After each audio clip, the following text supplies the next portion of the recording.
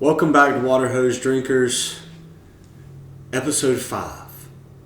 Episode 5 in a new spot. Episode 5, we do have a new location, it's alright, but we're back. We're back. We're back and better than ever. And man, Al, what a great week of sports we had. Phenomenal slate of football all around. Braves are rolling. What do you have to complain about? Did you see that game last night, dude? What a comeback. I mean, Acuna? So good. Dude. He's so close to the 40-70. Dude, he's insane. He's having an unbelievable season. Definitely MVP, for sure. And people are talking about Mookie Betts.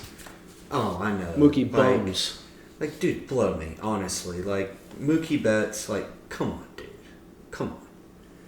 So, first thing we got, always we love to do a song of the week. My song of the week this week is by the great Merle Haggard. Are the Good Times Really Over? Great song, unbelievable career by Merle. Absolutely phenomenal song. Great selection. And Merle, the good times are not over because Dogs and Eagles were rolling this week. My song of the day, keeping it in the country genre, Fire on the Mountain by Marshall Tucker Band. There you go. If you want to really go and Fire on the Mountain, is that considered country or just classic rock? I'm going to go country there. Country rock, maybe? Southern rock, kind of. I guess maybe that song is kind of more considered country. There is a whole different genre that's Southern rock. For sure. Leonard Skinner and Molly Hatchet. I was just thinking about Marshall Tucker Band as a whole. Yeah, I would put them in Southern rock, kind of the same as the Allman Brothers. For sure. Also another good song, Fire on the Mountain by the Grateful Dead. Awesome song. But not the same lyrics or anything. But I love the Dead, though. Yeah. So we have a new segment for y'all. It is the question of the week. And we actually have a caller for the question of the week. My man Wright Strickland from Statesboro, Georgia.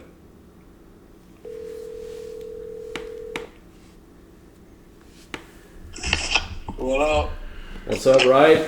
Right. What's going on? We're live, brother. What up? What's our question? What's our question of the week? My question of the week is: who do y'all think's leading the Heisman right now in college football? I got Michael Penix. That's tough. I'm going to have to say Caleb Williams right now. Again? I like the Penix pick. I think it's so tough for a player to go back-to-back with a Heisman. Penix is going to end up with probably the best numbers in the nation. Washington's going to be a borderline playoff team. Dude, give me Michael Penix. What do you think, right? Penix was my guy. That's who I had in mind when I called him. The old lefty. Let's freaking go. The old lefty. Do they cover the spread this weekend? No, I don't think so. What's the line? 16.5? I don't know. I'm looking down there. I got it right here. Washington 18.5 at Arizona. 18.5 at Arizona. Do we lock it in or what? Yeah, let's lock it in. I'm locking it in, Let's right? lock it in. Yeah. All right, bro. I appreciate it. All right. Yeah, I'll see you. See you. All right. Thank you very much to Wright for question of the week. That is a new segment that Wright is going to be giving us every week. It could be, some random things. And I thought, he was going to do a different one. Should we tell the people what I thought he was going to do? Yeah. So what I thought he was going to ask was, there was a poll that went out in one of our group messages that said, do you wipe front to back or back to front? Front to back, for sure. I'm a front to back guy. If you go back to front, I think you should be on a list. Yeah. I'm a dude wipes guy too. Dude, I'll throw in some wet wipes from time to time. But special occasions. Maybe on the weekend, a wet wipe. 100%. And dude wipes, please sponsor the podcast, We like to keep it clean.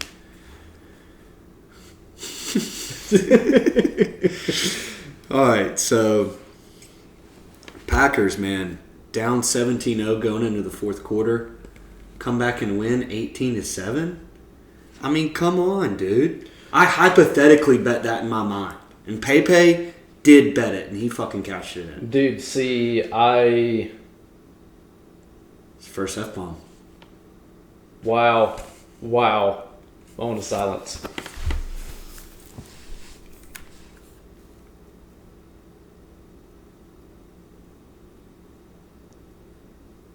I almost did it last week. I came dangerously close. I'm glad I wasn't the first. I have a lot of people disappointed in me. Was actually out in a legally betting state this past weekend, and so I legally bet, didn't do it mentally like we normally do, the Green Bay Packers plus 2.5. Tell the people where you were, Al. I was in a certain city in Nevada that starts with loss. Did you see our friend? I did see our friend Pepe. We sat down and had a nice steak dinner. He wined and dined me. Gave me some locks for the weekend. Helped you out. Pepe's the man, dude. Yeah, Pepe would give you the shirt off of his back. I heard he was very profitable this past weekend. Pepe was very profitable this past weekend. It was a bad day to be a casino in Vegas, huh? Yep. But, dude, Pack show, man. What an unbelievable Jordan game. Love looks like the real deal. Dude, I think he's legit, man, and I'm still riding with my division winner as the Packers, dude. I feel better and better about it right now. Now, obviously, it's still very early, but do you realize how spoiled Packers fans are to possibly have 3 consecutive franchise quarterbacks spanning 3 decades? I know. Possibly that's more. Insane. Honestly insane, but you gotta love it, man.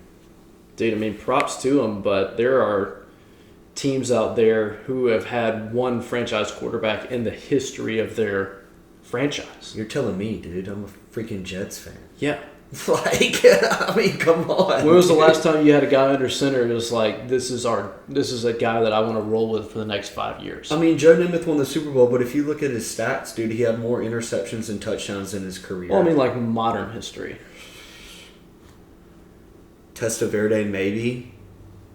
Sanchez there for a minute until Yeah, Sanchez did look like the guy for a minute. that went downhill.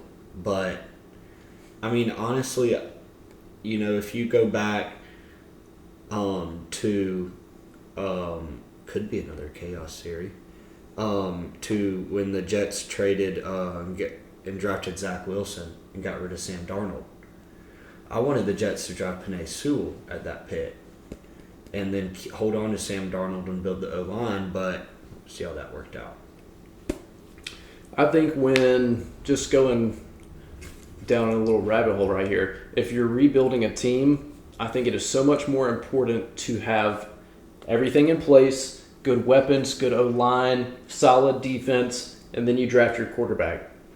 Some of these teams are so terrible and will draft quarterbacks, and then you give them 2 to 3 years, maybe 4 years if they're taking the top 5. They don't perform extremely well because the team around them is awful. Yeah. And then they don't get a second chance. It's like, what are you doing, man? For sure. Like, look at Bryce Young on the Panthers. Bryce Young could be doing what Brock Purdy is doing if he was in that situation, but better. 100%. But he looks bad because the Panthers are bad. O-line is just terrible too. Terrible. But, dude, Ohio State, Notre Dame. What a great game. Wow. 17-14, last second touchdown. Notre Dame had 10 players on the field for the last 2 plays. I don't understand how you let that happen. At home in the biggest game of the regular season for you, and you have 10 players on the field in the last 2 most important plays in the entire game. I don't think their head coach knew it. Honestly, he was like, oh, we didn't want to take the penalty, but dude, it's half the distance to the goal. Like, you're on the 1 yard line. Like, Yeah. they're only going to move it up, like, not even a foot. Like, come on. If man. that dude crosses the line of scrimmage, he's scoring. I know, like, either way, like, dude, take the penalty. Like, it's okay, man. Like, get another guy on the field. And you see they're missing 1 defensive end on that last play. That's a huge mistake there. Huge mistake that, I mean, obviously cost them a game. Lou Holtz lives rent-free in Ryan Day's head. Yeah, that was something I definitely wanted to get to. So, for those of you that don't know, a general summary is that Lou Holtz made a comment saying that when Ohio State gets beat, it's because the other team is more physical than them, which objectively is a true statement. You look at Ohio State's losses over the past several years, it's because other teams were able to stuff the run and run the ball on them.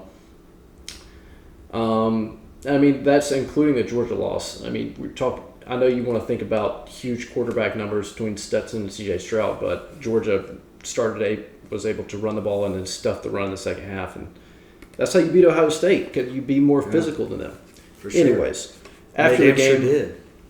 Ryan Day takes these comments vastly out of context. He starts this whole underdog narrative, Ohio versus everybody. He starts going off on Lou Holtz. And just whining and complaining, and I think that he's trying to draw attention to himself, and he's like, oh, look at what that guy in Colorado is doing. Yeah. If I start making up haters everywhere, then it's going to motivate me and my team, and he's just being freaking ridiculous, acting like a petulant child. For real, dude. I mean, that was still a hell of a football game, and it was awesome, man. It was a great weekend of college football as a whole. Oh, fantastic slate of college football. Dude, I was at the Clemson-FSU game this past weekend, and first off, 31-24 final, in overtime. Dude, hell of a football game. Death Valley was absolutely rocking. Unbelievable. And, but dude, I ran into this guy, Cole Wooden. Shout out Cole. You're the freaking man. I haven't seen him in 60 years. We met at a Young Life camp summer of 2017. You seem like a Young Life kid. And we it was a week-long camp. We met there. He's from Lakeland, Florida. And we ran into each other at the game this past weekend, and it was crazy, dude. Crazy. Shout out Cole. You're the man. He's an FSU fan. But it's all right. Good weekend for Cole. I was rooting for Clemson just because I was with my man Dylan, but it is what it is. That was an insane game. The entirety of the sports book was split probably 60% pulling for FSU, 40% pulling for Clemson. So, I mean, people were just jumping up and cheering, and it was the overtime finish. At the Bellagio, right? The place was going nuts. Was at the Bellagio Sportsbook. Super cool experience to sit there and watch college football on all those big screens and have so many people in there just gambling their little hearts away. And everybody's very enthusiastic. And was Pepe in there with you at the Bellagio? Pepe was not. He doesn't like the crowds. When you get to know Pepe on a real close personal level, you know that about him. He likes to sit in his little, penthouse suite and just chill out. Yeah, see, he's got his own private sports book. That's the way Pepe rolls. Dude, UGA.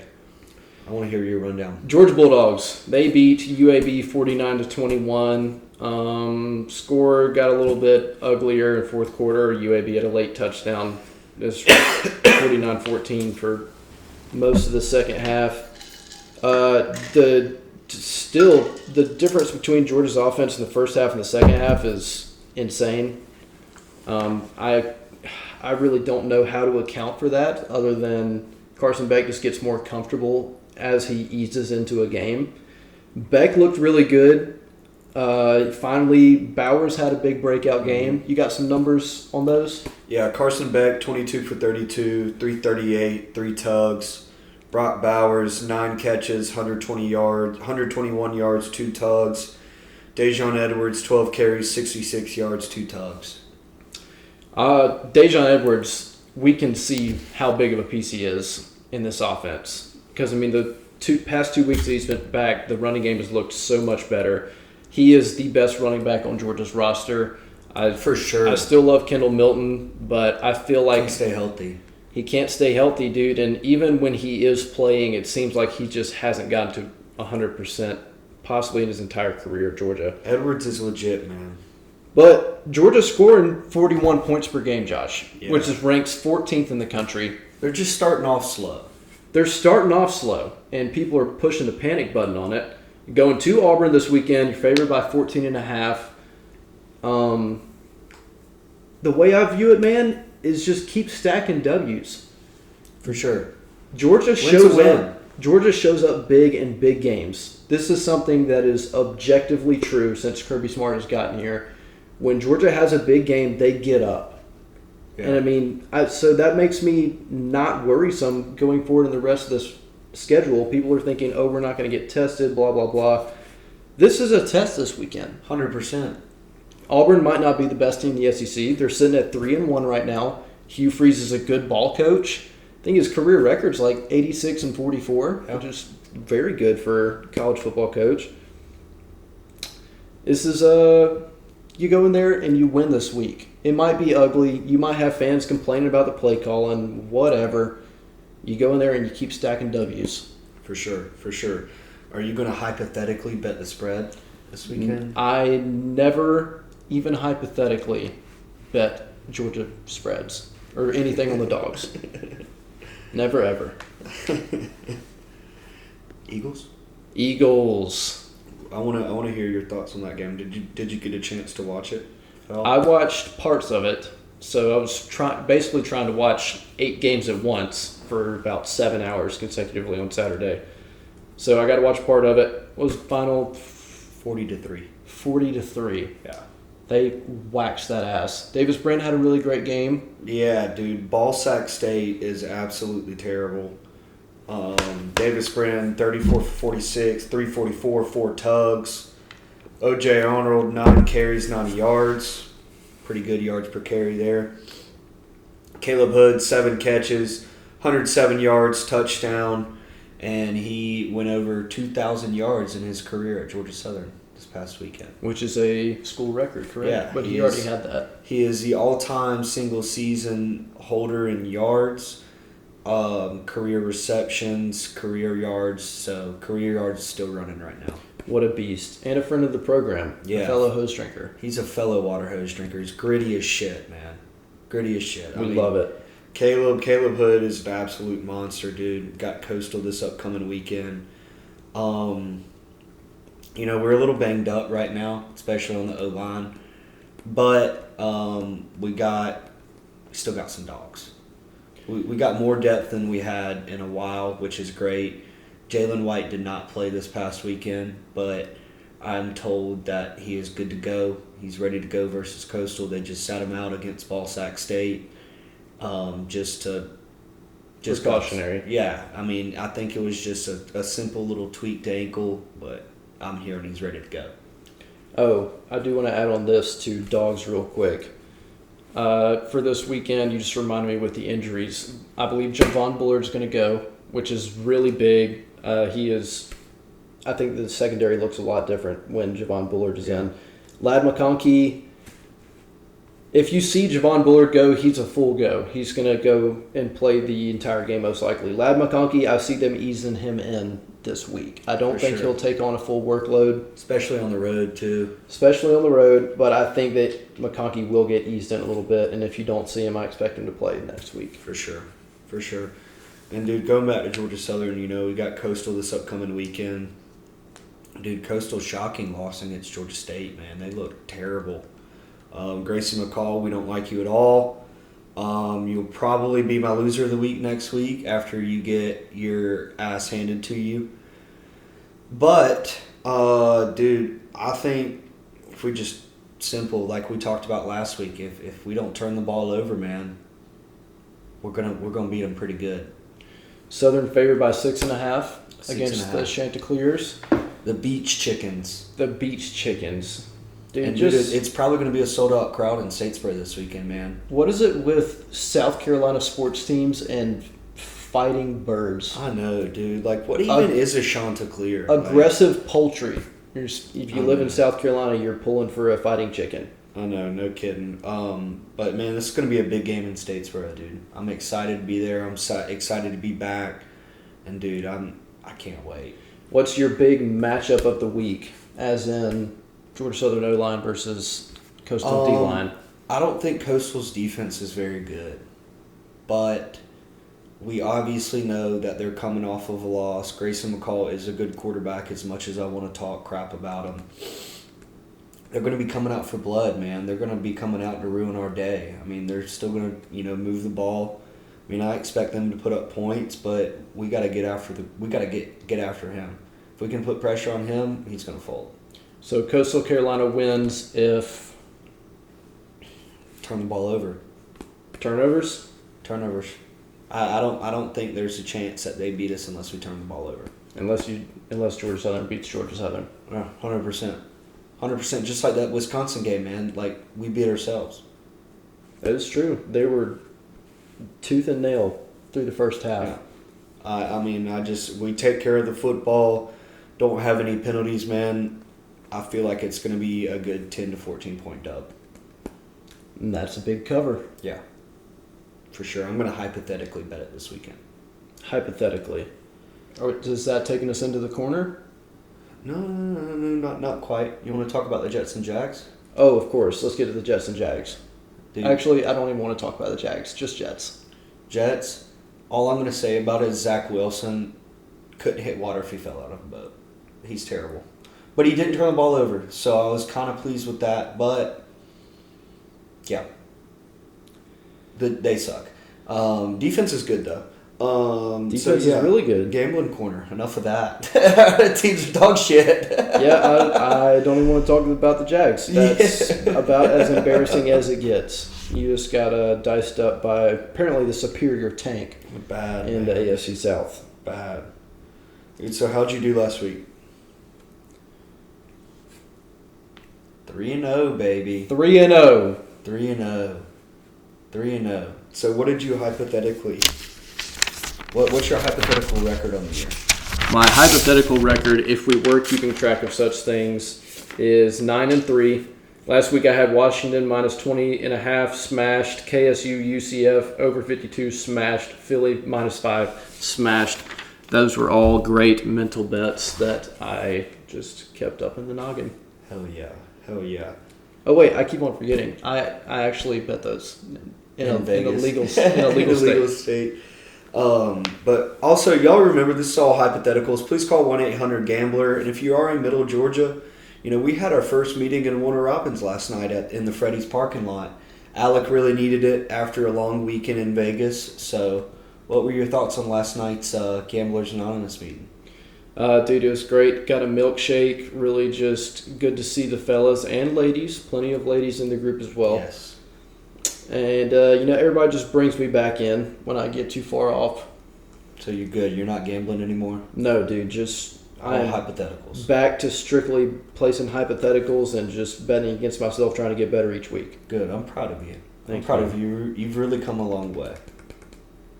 So I went 2-1 last week. Only loss was Boise State. Had them minus 6.5, and they won by 4. Bad beat. Georgia Southern won. They covered easily. And I had UCLA on the points, and that was a very low scoring ball game. But what's your record on the year? Or did you already say that? 9-3. 9-3 on the year. I'm 6-7 on the year. But like we've said before, man, it's a marathon, not a sprint. It's a marathon, not a sprint. And we're still getting back at it. We're fighting week by week. Hey, only down one uni. One just mental uni. And it's all hypotheticals here, so it's not like I'm losing money. See, you guys get it. Yeah, I'm not losing money, so whatever. I'm 6-7. What are your hypothetical locks for this week? Hypothetical locks. I got University of Georgia Bulldogs minus 14.5 over the Auburn Kitty Cats. I got Georgia Southern minus 6.5 over the Beach Chickens of Coastal Carolina. Grayson McCall, you suck. And last one I got for y'all is the Tampa Bay Buccaneers plus 3 versus the Saints. Old Baker Mayfield. Plus, we don't know if Derek Carr's playing. True. Probably going to start Jameis Winston. All locks. All right, for me, I'm riding Washington until they don't cover. This is now 3 or 4 weeks in a row. Got Washington minus 18.5 at Arizona. Give me Michael Penix Heisman and Husky spread. I got Tennessee, South Carolina under 63.5. I feel like this is purely just fading public opinion. I feel like everybody thinks that These two explosive offenses are going to go over the top. It's going to be a quarterback battle between Joe Milton and Spencer Rattler. I think Tennessee's defense has improved. South Carolina, played pretty good defense against Georgia.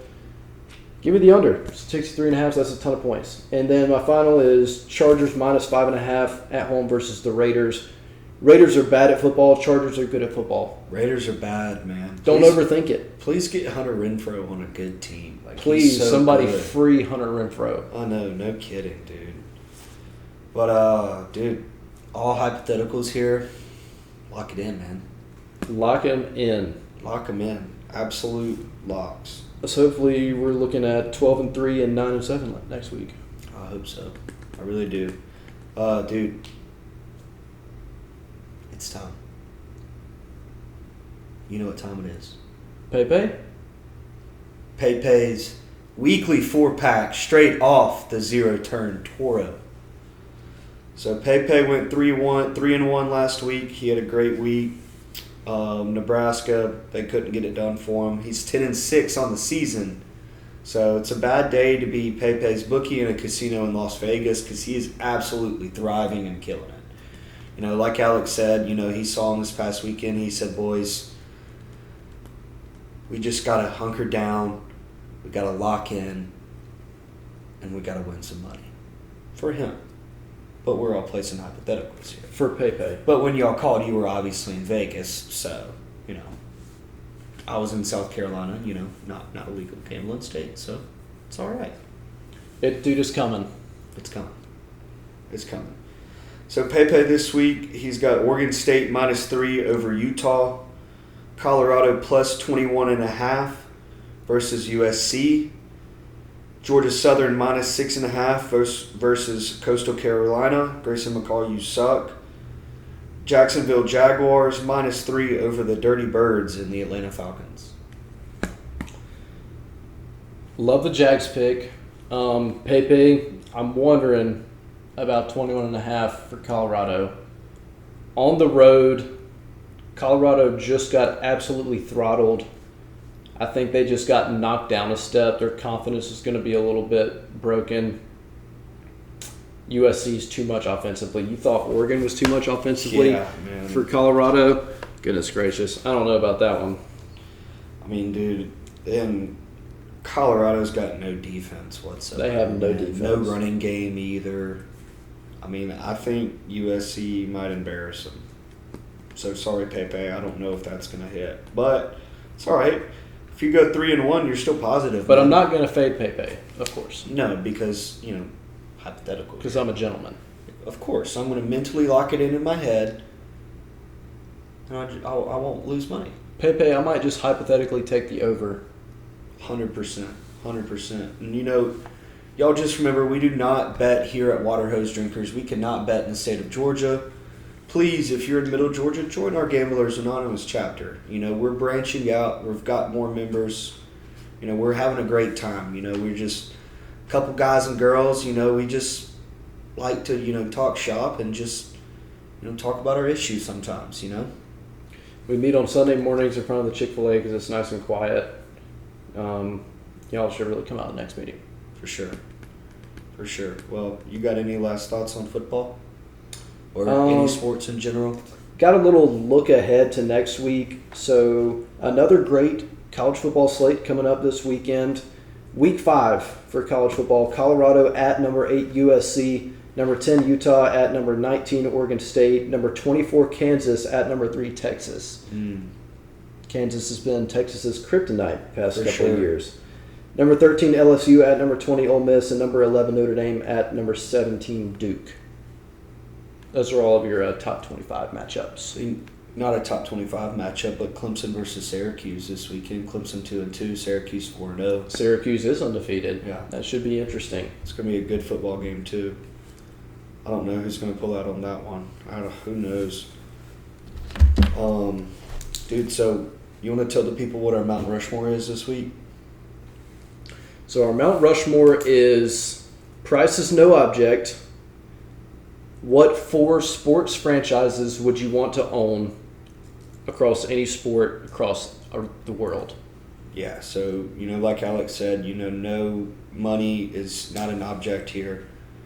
Doesn't matter. But, it could be baseball, football, soccer, anything in the British Premier League, any European soccer or anything. You want me to go or do you want to go? You go ahead. So my honorable mention, PSG. I think it'd be a cool soccer club to own. And, man, the history, it's France, Paris. Gotta love it, dude. Number 4, I got the Boston Celtics. Historic franchise, man. Larry Legend. They're still a good team right now. Great stadium. And I think it'd be cool. Number 3, I got Manchester United. I just feel like, owning a British Premier League team would just be absolutely insane. Number 2, I got the Dallas Cowboys. I think that's kind of self-explanatory, America's team. Number 1, I got the Boston Red Sox, dude. I feel like that's also kind of self-explanatory. Fenway Park, the history. You can't get much better than that. Profitable. Love it. All right. Starting with my honorable mention, I have the Tennessee Titans. And I say that because I would take ownership of the Titans and run their franchise into the ground to where it would never recover. And I would lose my $30,000 or whatever that poverty franchise is worth. Anyways, now into my Mount Rushmore. We'll start with the Texas Rangers. One of the top teams in Texas. No state income tax. Attractive to free agents. Really cool uniforms. Cool stadium. Texas Rangers. I was also them they were like my 12-year-old Little League team, so I'm partial to the Rangers. The LA Rams, complete uniform reconfiguration, going back to the classics, huge market, ton of money for the team, banging stadium. Rams are my NFL pick. Liverpool, going to the Premier League. I only say Liverpool because my brother Jimmy, huge Liverpool fan. I would hire him as my GM and just let him go to work. Wakes up and watches them every morning on Sundays and then watches NFL all day. He's a maniac. And I had to go with a basketball team. And since we can't do any of our – did we say that stipulation? We can't do any of our hometown teams? So, yeah, that's why none of us are picking the Braves, basically. Had to go with the 76ers. I would just love to own a Phillies sports team. Seems like a great sports town. Tons of money to be able to use. And Embiid. I'm going with the Sixers. Gotta love it. Gotta love it, man. Well, thanks, everybody. It was a great episode. And please be sure to like and subscribe on YouTube. Follow us on Spotify and Twitter. And you got anything else for us, Al? We have a great interview with Giles Amos out on Twitter and YouTube. This will be available on Spotify and YouTube. And stay thirsty. Stay thirsty, my friends.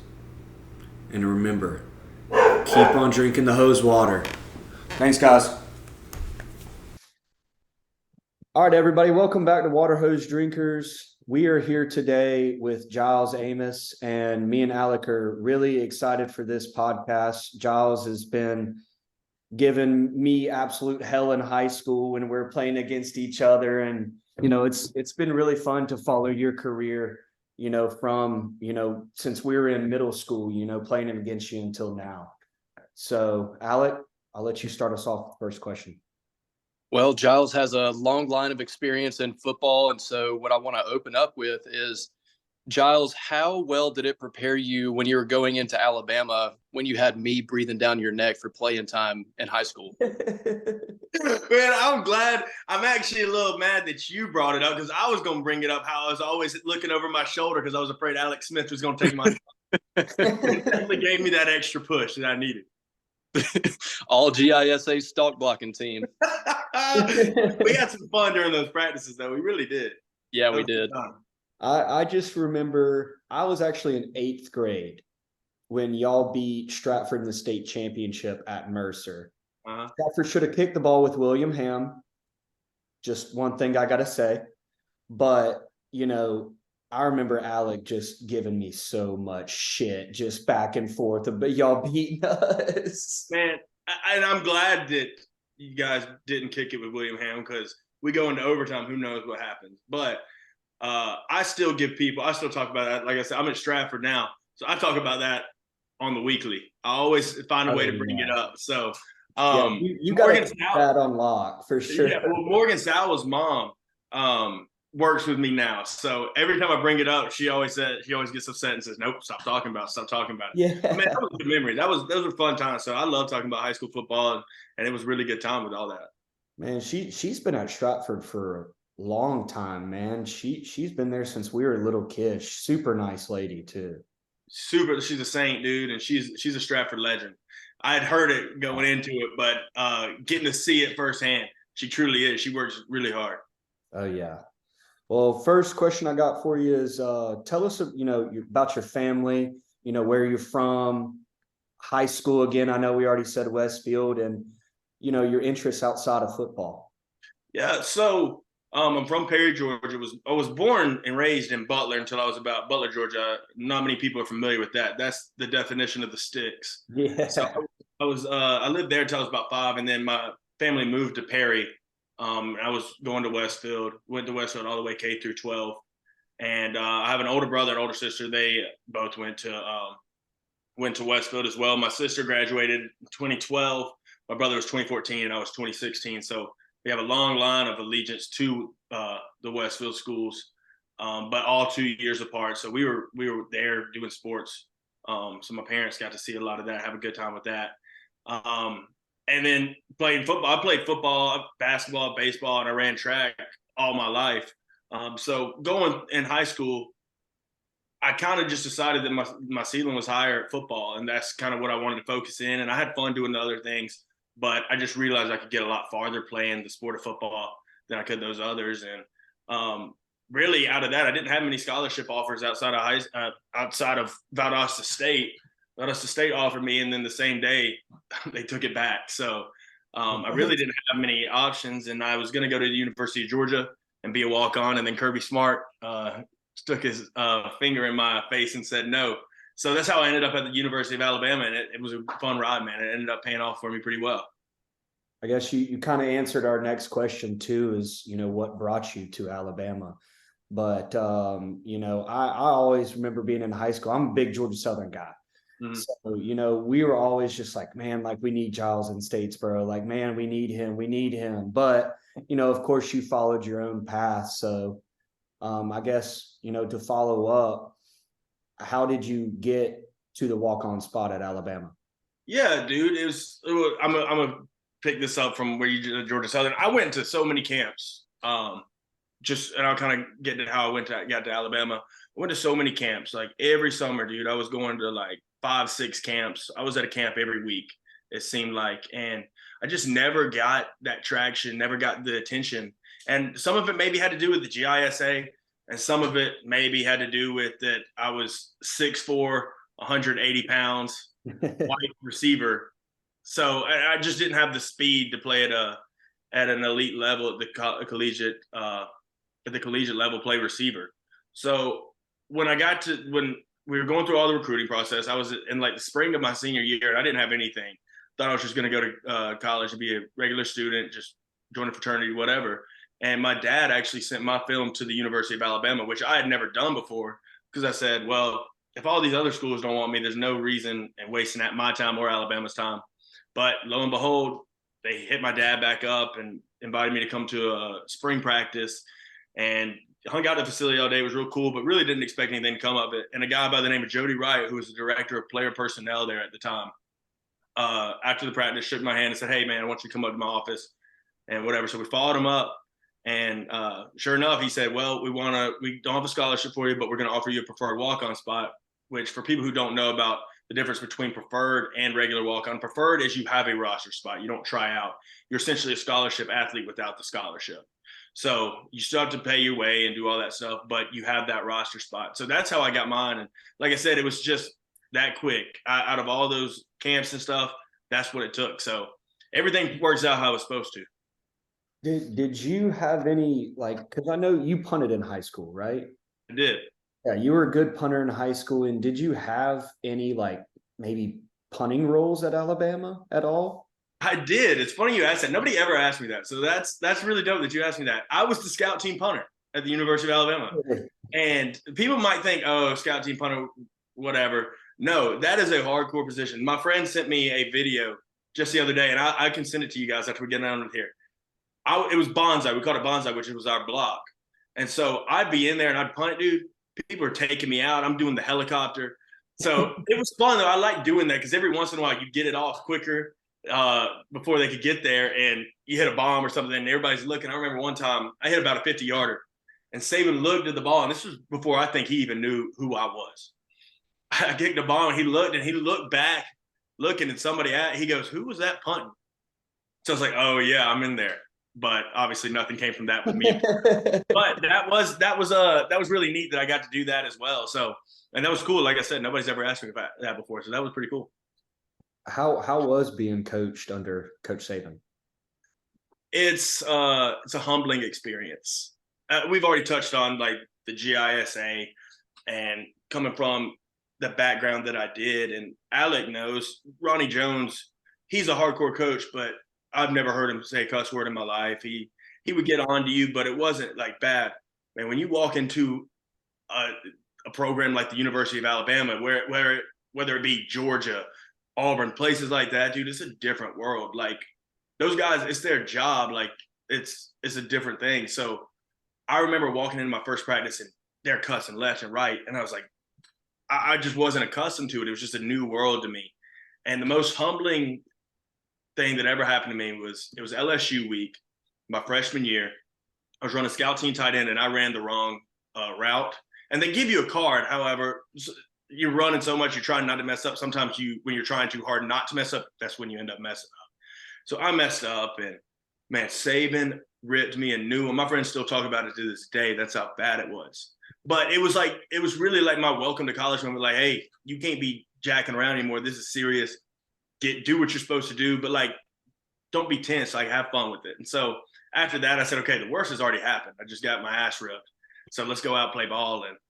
But he teaches you life lessons as well. So, I mean, he gets on to you about football and being perfect, but it's things that can translate into real life scenarios. And so I owe everything to Coach Nick Saban. He did so much for me, just giving me the opportunity and then allowing me to get the scholarship that I ended up getting. Man, I owe him everything. I know I can never pay him back, but I love Coach Nick Saban. How many rings you got at Bama?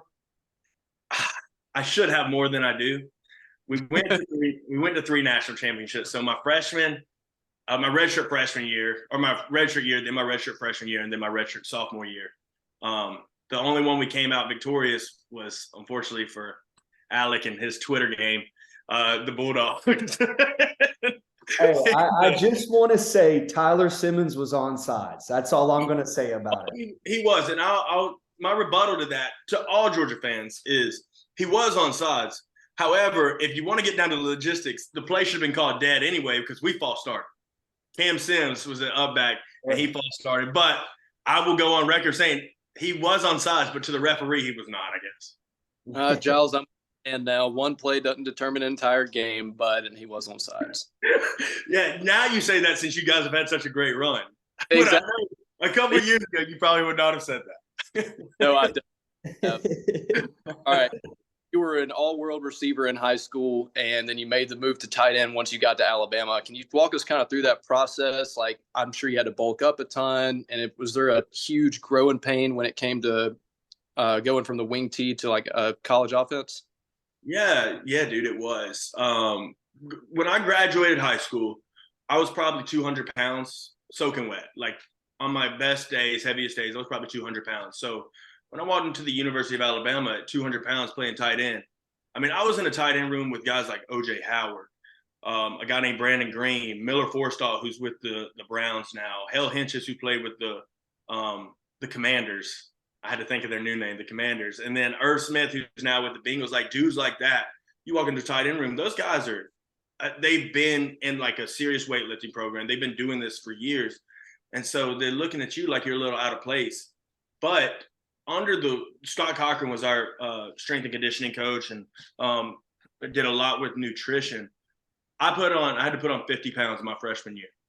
So I went from 200, and by the end of my freshman year, I was 250 pounds. Now, it wasn't a pretty 250. It wasn't a healthy 250, but I had to get there. And then my second year is when you start, okay, you bulked up, you got here, you cut it down. And 50 pounds sounds like a lot, and it's because it is. Like moving around from being 200 and then moving around at 250 after a year, you're slow. I fought injuries just because your body's not accustomed to that. And like I said, it wasn't necessarily healthy, but I was just adding on that weight. But Coach Cochran does such a good job running that weight room program, and I'm sure he's doing something still with Georgia now. I know he's a special teams coach, but that second year, like I said, I actually cut into that 250. So I probably lost about 5 pounds, but gained so much weight and muscle, and actually started to look like a ball player instead of the dude sitting at the ice cream shop all day. So the idea was to build up and then cut down. Yeah, you hit that big bulk, and it happens. It's everywhere. Like you'll say, how did these guys put on all this weight? Well, it wasn't easy. I was eating pizzas every night after dinner, like doing anything to get that weight. Because if you don't make your weight, then there's repercussions for that. Like there's certain standards that you're held to, and that might be gaining 5 pounds in 2 weeks. Well, sounds hard, but you got to somehow find a way to do it. So that's the thing, is you build that base weight, and then once you have that, you start sculpting up and looking good. You mentioned something about that tight end room. Not only that tight end room at Alabama. I mean, you were catching passes from a lot of hell of a great quarterbacks at there. I mean, Tua, Mac Jones, Jalen Hurts. I mean, there's so much NFL talent on that roster. What was it like, going head to head with those guys every day? Man, the first day I walked in to the locker room, I remember seeing Calvin Ridley. And he was the freshman phenom when I was a senior in high school. And I didn't know much about him other than just hearing about him, because I was a Georgia fan my whole life growing up. And even when I was a senior in high school, I was still a Georgia fan. So I didn't know anything about Alabama, but I'd heard of Calvin Ridley. And I remember seeing Calvin Ridley for the first time. And that was like the first time I was a little starstruck. I was like, you just see these guys on TV. And then once you get around it for a little bit, you get accustomed to it. You just realize they're regular dudes. But just all that to say, this is, there's just so much talent all over the board. So I can sit here and name all the NFL guys that we have in there. But like you just specifically the quarterbacks, Jalen Hurts, Tua Tagovailoa, Mac Jones, all those guys, we were really spoiled. And we're seeing now a little bit, we're having some quarterback trouble at the University of Alabama. But it's really cool. And I think it speaks to, like, when I grad transferred to the Arkansas State University, you don't see that. So it slows the game down a lot when you're playing dudes like that every play. And you might go a couple years not playing at the University of Alabama, and then they say, oh, we got this new guy who's a new starter. But you're going against first rounders every day in practice. It's not the first time you're playing. You've been playing against dudes your whole career. It's just your first time playing against different schools. So I think it's a testament of recruiting, and that Saban's been able to do it for so long to get such high-level talent. And then one guy goes and, next man signs up, and then he's a first rounder, and then the next position, just so on and so forth. So it was really cool. Like I said, it's cool now to get to tell people, like, when we're watching NFL games, oh, yeah, I played with that guy. Or, oh, yeah, that guy, me and him sent a Snapchat to each other a couple weeks ago. So, like, that stuff's cool. But at the end of the day, they're just normal dudes. And so I told that story to say, like, just regular dudes that happen to be good at football. That happen to be freak athletes. Literally, quite literally. You mentioned Arkansas State. What drew you to Ark State, entering the transfer portal? Yeah, so after my redshirt junior year, the fall camp of my redshirt junior year was when I earned my scholarship. So that season I played in 10 games, started 2 of them at fullback. And I was getting quality playing time, but it was as a role player, situationals, things like that. I had a catch that year, actually, from Mac, but like, it wasn't in like a big time situation. It didn't change the game in any way. So I had put my life on the line every day for the university, and then it got rewarded. However, after that, I realized, okay, I can do this thing. Like I can play at this level. It's just probably not going to be here. So it was hard, man, because like I said, I owe so much to the University of Alabama. Coach Saban was so good to me, but at the end of the day, I had to do what was best for me, and my sights were on making it to the next level. So I'd made it to the collegiate level. Okay, how can I make it to the professional level? And I felt like transferring out was going to give me the best opportunity to do that, so I could be the starter. I could be the guy who was making plays when it mattered. So I had a teammate. His name was Lane Hatcher. He's actually still playing ball. He plays for Ball State. He recently just played Georgia. They got But Georgia Southern this weekend. Sorry to break it to them. They're about to get a little smack down. Oh, are they playing Georgia Southern? Yeah, they got Georgia Southern this Saturday. Well, he was at Alabama. He's from Little Rock, Arkansas. And if you guys are familiar with Pulaski Academy out of Arkansas, the team that never punts. I've heard of it, yes. Well, he was the quarterback for that team, and so he is a powerhouse. Well, he ended up at the University of Alabama, and when we travel, we stay in a hotel. Even like if we're at home and you're on travel squad, you still stay in the hotel. Well, he was my roommate in the hotel. So after that year, he transferred out, didn't grad transfer, just transferred to Arkansas State, back close to home, and played really well, earned the starting quarterback position. Well, at Alabama, that was the year that I earned my scholarship, did well. And then I entered the portal, and he hit me up. He said, "Hey, man, come to Arkansas State. We run a 2 tight end system. We have 1 tight end, but we're looking for our second one."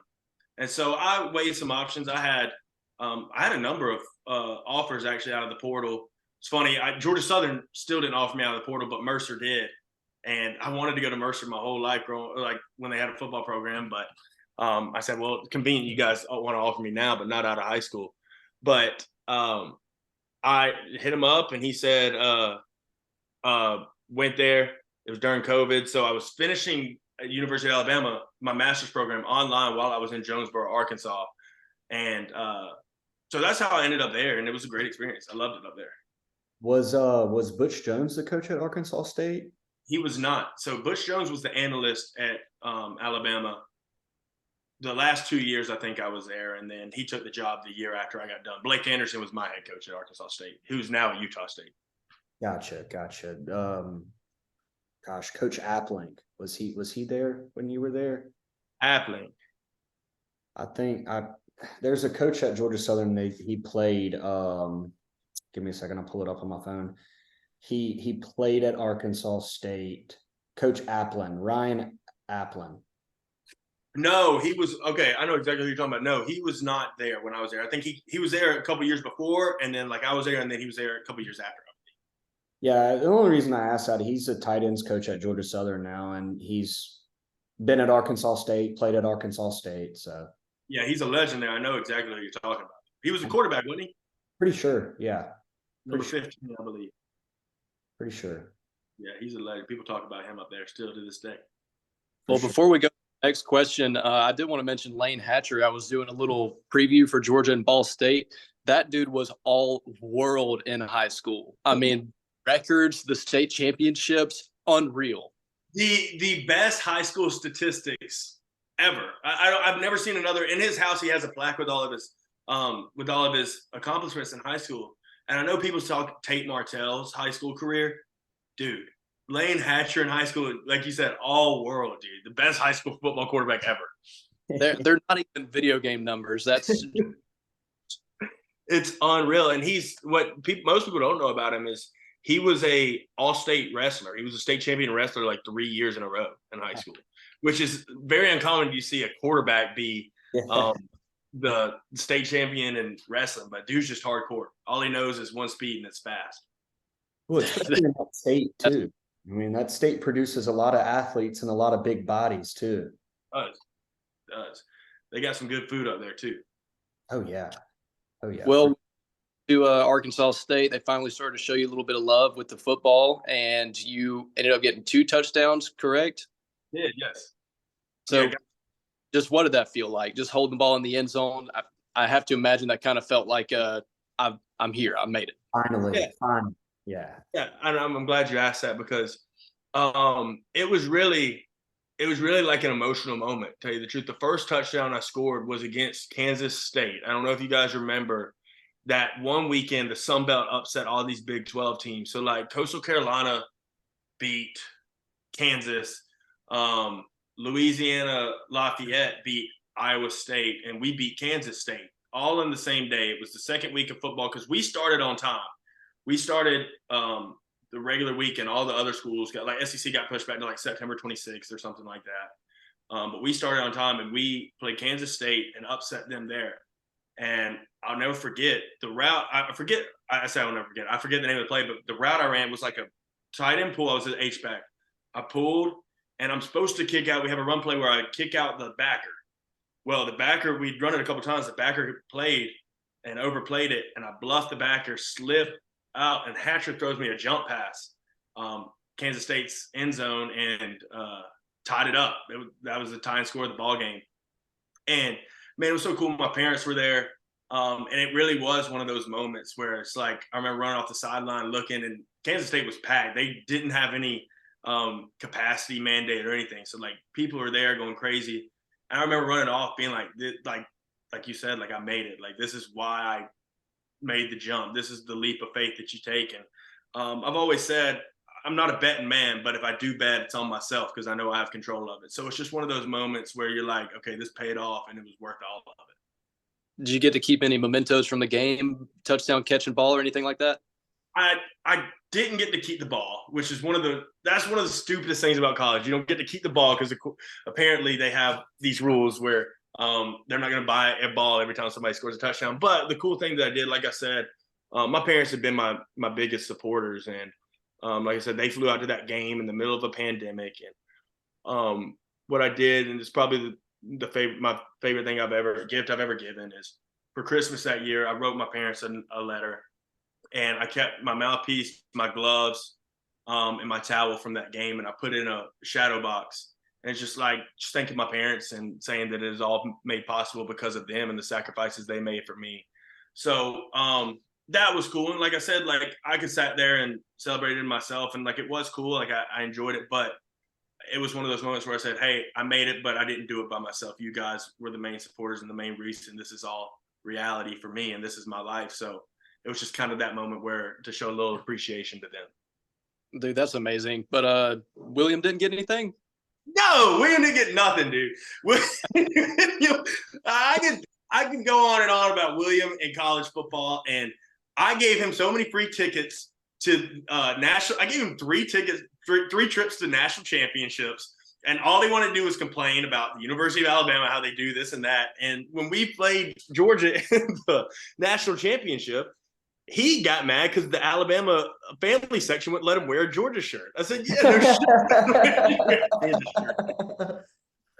What do you mean? You're going to embarrass me out there in front of all the fans because my brother wants to wear the opposing team's shirt. Yeah, especially those games too. You wearing the Georgia shirt, alcohol gets flowing, all that stuff. You never know what's going to happen that big. No telling what's going to be said because those parents are drinking too, so they're not afraid to mouth off at you. Hell no, and you're outnumbered. You don't stand a chance. For sure. But Alabama Ole Miss game a couple of years ago, and I just wore my Georgia Southern shirt. I wasn't taking any risks. It was probably smart because both sides would have been against you. Yeah. But next question we got for you is, what drew you to play football down in Mexico? Man, after I was in the NFL draft and had a good pro day, but I got a couple calls on draft day too. But I remember my agent, the moment that really stuck in that it wasn't going to work was my agent called. He goes, "Hey, I've been hearing this and that, but it just doesn't look like it's going to work out right now." He said, we can keep going at it, but it just doesn't seem like it's going to be right now if it's ever going to happen. And that was hard, dude, because I didn't have a backup plan. That wasn't my plan. I said, okay, well, even if I don't get drafted, I can be a undrafted free agent. I'll get picked up somewhere. I'll go to minicamp. It'll buy me a little bit more time to think about what I'm going to do. But that didn't happen. So I tried, and I went to combines for a little bit after – and just nothing ever came out of it. I got some looks at the USFL and XFL, but nothing truly to write home about. So I moved to Nashville with a bunch of my buddies from college, and Got a job. I'm actually wearing the sweatshirt right now. It's D1 training. It was just a strength and conditioning thing, and I just did it so I could have a job and live in Nashville with my friends. But then ended up taking the job back here at Stratford, and I said to myself, I'm not going to pursue football anymore. However, if an opportunity presented itself, I would entertain. And so when I moved back down to Macon, I remember I was working at Stratford, and one day I was on my lunch break, and I got an email from this random account, a guy named Mickey Romero. And it was just like, hey, the offensive coordinator in the Liga de Futbol Americano Profesional, which is the LFA, it's the NFL of Mexico, essentially. And he said, we're looking for a tight end. I'd love to get on a call with you. And I just ignored it. I was like, this is spam. Well, about a month goes by, and I get another one. And same dude, he said, hey, Giles, our signing period's almost over. Would really love to get on a call with you. So I emailed him back, sent some emails, and then eventually got on a FaceTime with him. And it was just really intriguing. Like I said, it was like one of those, there was that thing where I said, I'm not going to pursue it, but if the opportunity presents itself, I'll take it. And this was the opportunity. So I sat there and I thought about it, and I said, if not now, then when? So went, had a good year, man, and had so much fun just living out of the country. It's a different world out there. A lot of people don't realize. Yeah. But man, it was so cool. It was basically studying abroad in the real life.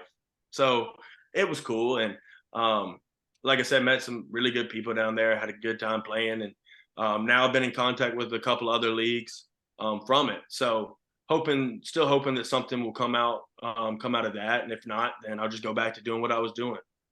What's the biggest differences from the LFA compared to American football?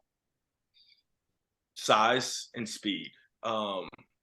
Now you have 12 import players, I believe is the correct number, 12 import players, which are pretty much all Americans. And those guys can play. Those guys can flat out play. And a bunch of the Mexican players can flat out play as well, but you definitely see a size difference. Like the offensive line is not going to be near as big as your NFL line, not even your collegiate line. I remember one of the guys saying, hey, are we as big as like Alabama's line? And I said, no, it's not. I said, I'm eye level with all you guys. If I was at Alabama, I'd be looking up at all of the guys. Yeah. But dude, it's good football. It's high quality football, and it's a league that's really taking off. I'm not sure if you guys are familiar with Terrence Williams, who played for the Cowboys with Tony Romo, or Trayvon Boykin, who's quarterback, Jeremy Johnson, Auburn. Those are guys who played in the league. So it's a lot of it is guys who want more opportunities, and some of it's dudes who have played at high levels and just can't play at that level anymore, but want to live out of the country and have a good time playing the sport they love. So it was really cool. So you played for the Mexico City Rojos or Reds? Yeah, so it was the Rojos the year before, but then I don't know why they changed the name just to English and said Reds, but yeah, now it's the Mexico City Reds. Well, outside of the football, what did you like/dislike about living in Mexico City? Traffic is the worst thing down there. I'll start by what I dislike. Traffic is horrendous, dude. And a lot of people don't know Mexico City is like the 5th largest city in the world. Like I think it's bigger than New York City. So we lived about 30 minutes south of like downtown in a community called Xochimilco. I'm probably not saying that correctly, but that's how I pronounce it. And it was like, if you're in a car, like, so we didn't drive, we didn't have a driver license or anything, but like our chauffeur driving us, it'd take 30 minutes to get 5 minutes down the street just because the traffic was so crazy. But the thing I liked about it was the food, dude. Food is so freaking good. And when I came back to America, I didn't eat Mexican food for about a month or two just because I had it every day for 5 months. But like, it's just different, the authenticity you get down there. Whereas when you go to a Mexican restaurant here, yeah, it's good, but it's just different being down there living it. And Mexico City is about as authentic Mexico as you can get. Was there a big language barrier for you, or did a lot of people speak well English, or did you already have like some Spanish words that you knew or anything like that? Yeah, so first day I moved down there, I enrolled myself into some Duolingo classes. That lasted for about a week, and I got tired of that. But with the football team, so all these guys went to college and they played college football. They have college football down there. And so all those guys who played college football, if you go to college down there, you're extremely educated. And so the extremely educated, they learn English as well. So they all speak two languages for the most part. So there really wasn't like, you can't, like how you and I are talking right now, you couldn't do that, but you could slow down the conversations and you could find your way around it. Now just out regular day to day, people on the street, no, there's no communicating. You just get your Google Translate out and you find your way and do your best. But as far as like the teammates go, we had a translator with our team, but you could for the most part make conversation. And were coaches did they speak pretty fluent English too? So our offensive coordinator did. Our offensive coordinator spoke. I could talk to an offensive coordinator how you and I are speaking, but our head coach didn't speak a lick of English. So translator and offensive coordinator would have to do that. And our defense coordinator was fluent as well. But other than that, like, not really. I think our head coach was the only one who didn't speak any English, which I guess is the head guy. You think that's the most important who needs to do it. But no, it was really, we never really had any super problems with it or anything that stood out. Well, last thing we got for you is, what's your current role at Stratford Academy? And do you feel like your experience in college football and playing in Mexico has helped you with what you're doing now? I do, man. And so I'm the head strength coach at Stratford now, and I help out with football. But my big thing is strength training. That's what I do now. I love the strength training aspect of it, the nutrition. I'm actually bringing, like I said, I moved to Nashville and worked at D1 training. We're actually bringing one here to Macon. That's how much I love the strength training aspect of it now. But being a coach and like breaking down film and seeing things go live has actually helped me with my play on the field. So when I moved to Mexico, it was, I saw things in a different perspective that I didn't see before having that coaching guy. So, and genuinely you enjoy seeing people succeed and do well. So I get joy out of kids that work out in the weight room or that we train or that you coach. You get joy, you find a new joy in seeing them succeed and do well. So it's definitely brought me a different perspective to the game, but also a different perspective to life. Well, Giles, I've thoroughly enjoyed, this interview with you, and, I thought it went really well. So thank you again for coming on. We really do appreciate it. For sure, man. I appreciate y'all having me. I could talk all day, but I appreciate y'all reaching out and thinking about me. So I hope I did you guys some service. For sure. And maybe we can do this again once football season gets over with too. Absolutely. Where are you guys at now? I'm in Alex and Perry, and I'm in Kathleen, and I'm working in Macon. Oh, we're right next to each other then. Yeah, I live off Forsyth, right across from Martha Bowman. Oh, really? So, yeah, I'm not too far from campus, but yeah, let's all get together and do something sometime. For sure. Well, thank you again, Giles, and be sure everyone to like and subscribe to Water Hose Drinkers on YouTube and